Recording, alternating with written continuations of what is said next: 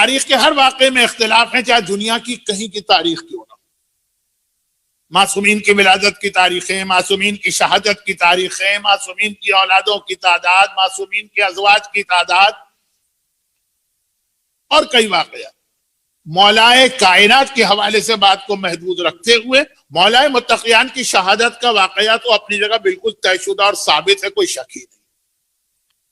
تفصیلات میں ایک اختلاف ہے، اور یہ وہ دیکھیے کوئی اتنا بڑا میجر اختلاف نہیں ہے کہ جس کی وجہ سے یہ کہا جائے کہ حق ادھر ہے باطل ادھر ہے، یہ صحیح کہہ رہا ہے وہ غلط ہے۔ چھوٹا سا اختلاف۔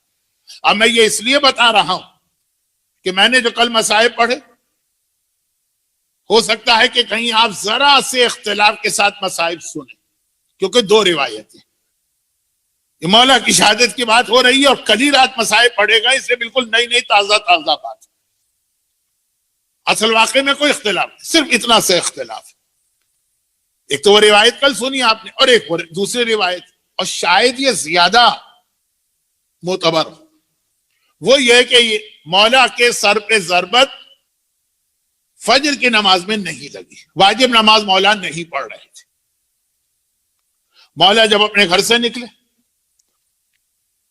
اب یہ جتنا ان باتوں کی وضاحت کی جائے گی ڈر لگتا ہے کہ عام بیچارے مومن کنفیوز نہ ہو جائے، ورنہ تو یہ بھی اختلاف ہے کہ اس رات کو مولا نے کس بیٹی کے گھر میں افطار کیا۔ ام کلثوم، طے شدہ بات۔ یہ ام کلثوم سے مراد وہ ہیں جو ہمارے ذہن میں آتی ہیں، یا یہ ام کلثوم جناب زینب ہی ہے؟ جناب زینب کی کنیت بھی ام کلثوم ہے۔ لیکن خیر، اب میں اتنا زیادہ بھی آپ کو کنفیوز نہیں کرنا چاہتا، اور میرے پاس وقت بھی نہیں۔ تو ٹھیک ہے، افطار کیا، اب مسجد کی جانب آ رہے ہیں۔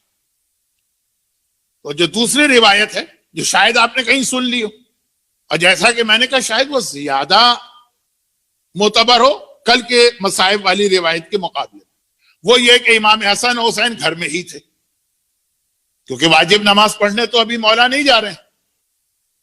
مولا مسجد میں آئے، نافلہ نماز پڑھی، تہجد پڑھی، پھر نافلہ جو فجر کی ہوتی وہ پڑھ رہے تھے، تب ابن ملجم نے تلوار کی ضربت لگائی۔ جماعت نہیں تھی، مولا اکیلے نماز پڑھ رہے، اور جیسے ہی وہ ضربت لگائی اور پھر وہ آثار پیدا ہوئے کہ زلزلہ آئے، آندھی آئی، تب حسنین دوڑے ہوئے مسجد میں آئے، اور مولا علی نے کہا بیٹا حسن، فجر کا وقت آ چکا ہے، پہلے نماز فجر پڑھاؤ پھر مجھے دیکھنا۔ اور اس کے بعد پھر واقعہ وہی ہے۔ تو ذرا اتنا سا اختلاف، کوئی اتنا بڑا اختلاف نہیں، اس کو ہم کوئی کفر اور ایمان کا مسئلہ، عقیدے کا مسئلہ تو نہیں بنا۔ تاریخ کی حقیقت، تاریخ میں دونوں طرح سے یہ روایت، اور دونوں روایتوں میں ایک بات طے شدہ ہے۔ جو باتیں کل بیان ہو گئی وہ ریپیٹ نہیں کر رہا ہوں، اس سے ہٹ کر۔ اچھا، اب یہ رمضان کا مہینہ ہی اسلام میں بنیادی طور پہ آئسولیشن کا مہینہ، یہ ایک مہینہ ایسا نکالو جب دنیا سے بالکل کٹو بھی نہیں، لیکن دنیا کے معاملات کو ذرا سا سلو کرو اور اپنے آپ کو زیادہ اللہ سے کنیکٹ کرو۔ چلے، اس رمضان میں پھر ایک اہم ترین عبادت ہوتی ہے، جو فی الحال میلبرن میں تو ممکن نہیں ہے، بلکہ شاید پورے آسٹریلیا میں ممکن نہ ہو، لیکن ہے وہ بھی بہت اہم عبادت، اعتکاف۔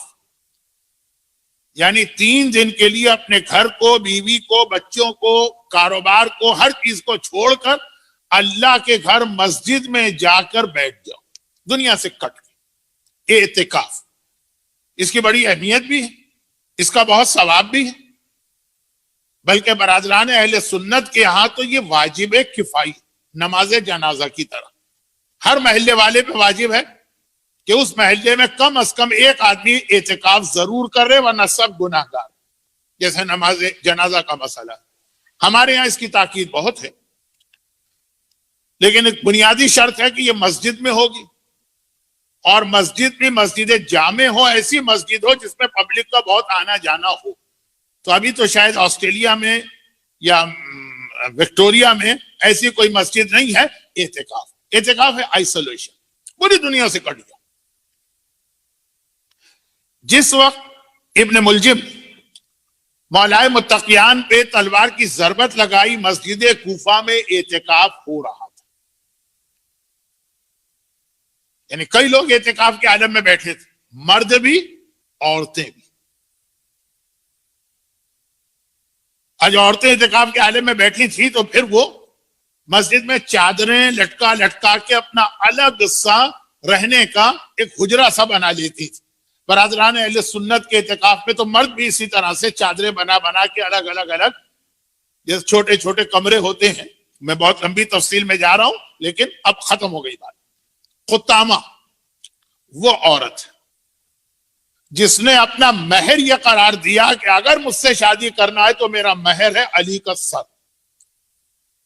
ابن ملجم تو آیا ہی کوفے میں اس نیت سے تھا کہ علی کو شہید کرنا, اور جب اس کی ملاقات خطامہ سے ہوئی اور اس کے دل میں سے شادی کی خواہش پیدا ہو گئی اور اس نے شرط لگائی علی کا سر لاؤ اور میں تم سے شادی کرنے کو تیار ہوں, اور وہ اپنے ارادے میں مضبوط ہو گیا.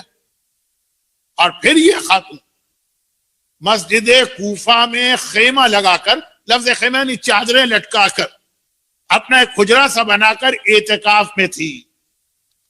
برادران اہل سنت کے اعتکاف بھی 10 دن کا ہوتا. ہمارے یہاں اعتکاف 3 دن کا ہے, 10 دن کرے تو ٹھیک ہے, 3 دن کا. اور وہ جو کورونا کی وجہ سے کوارنٹائن ہے وہ شاید 14 دن کا. اور برادران اہل سنت کا اعتکاف 10 دن, تو وہ 10 دن سے بیٹھی ہوئی تھی, 9واں دن تھا اس کا.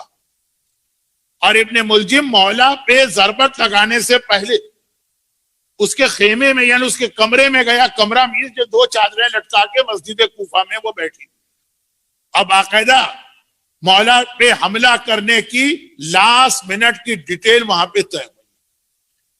تو یہ ساری چیزیں طے شدہ بات ہے. صرف اختلاف اس میں ہے کہ مولا فجر کی نماز جماعت پڑھا رہے تھے فرض, یا نماز فجر سے پہلے جو 2 رکعت سنت نماز پڑھی جا رہی تھی وہ پڑھ رہے تھے. اور اگر وہ پڑھ رہے تھے تو حسنین گھر میں تھے, اگر جماعت پڑھا رہے تھے تو حسنین بابا کے ساتھ تھے. تو یہ اتنے مائنر اختلاف, اس کو تو آپ کو برداشت کرنا پڑے گا. اور ہمارے یہاں ان چیزوں کے اوپر اتنے اختلافات ہو جاتے ہیں کہ جی وہ فلاں مولانا نے تو الگ مسائل پڑھ دیے اور فلاں مولانا نے تو الگ مسائل پڑھ دیے.